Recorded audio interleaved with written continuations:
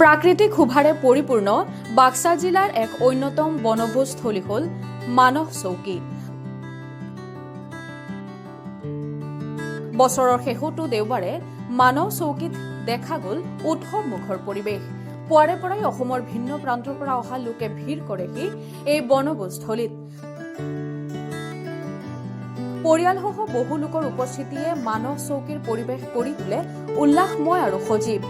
ব্যস্ততাৰে পৰিপূৰ্ণ দৈনন্দিন জীৱনত অৱসৰ বিচাৰি বছৰৰ শেষ দিনটোত চৌকীৰ বুকুত ভিৰ কৰিছে বহু বনভোজকাৰীৰ লগতে পৰ্যটকে।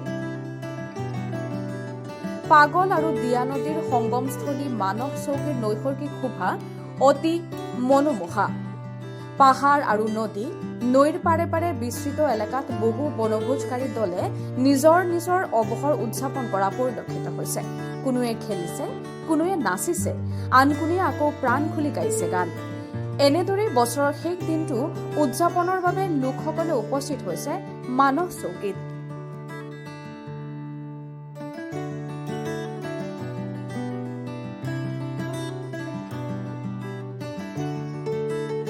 Machalpur PD office DRDA Baksa মচলপুৰৰ পৰা আহিছোঁ।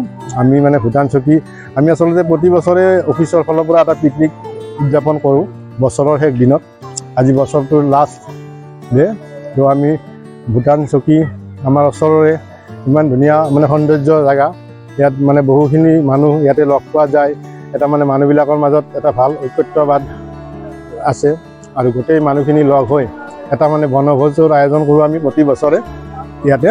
তো আমি আজি অফিচৰ ফালৰ পৰা আহিছোঁ আৰু বিভিন্ন বন্ধুবৰ্গ ছিনিয়ৰ জুনিয়ৰ বহুত আমি বন্ধু লগ পাইছোঁ ইয়াতে। ভাল লাগিছে, প্ৰকৃতিৰ এটা মানে ধুনীয়া সুন্দৰ সৌন্দৰ্য ইয়াতে বিৰাজমান।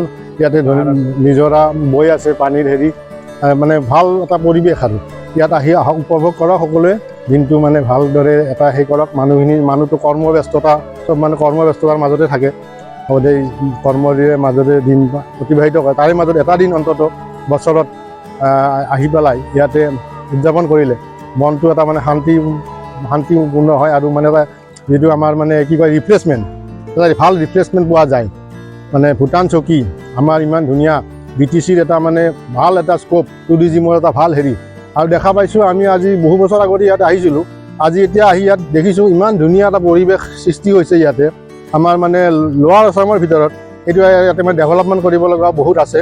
চৰকাৰে বহুখিনি কৰিছে পদক্ষেপ, ভাল লাগিছে আমাৰ। আৰু আগন্তুক দিনত আৰু ইয়াতকৈও সৌন্দৰ্যময় হৈ পৰিব এই ঠাই, তাৰে আশাৰে নতুন বছৰৰ শুভেচ্ছা যাচিলোঁ চবকে। নমস্কাৰ।